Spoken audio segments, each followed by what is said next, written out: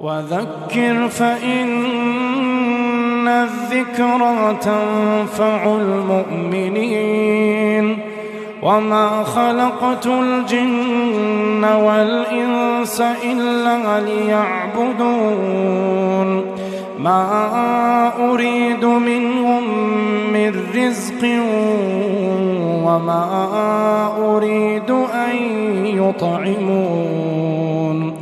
إن الله هو الرزاق ذو القوة المتين فإن للذين ظلموا ذنوبا مثل ذنوب أصحابهم فلا يستعجلون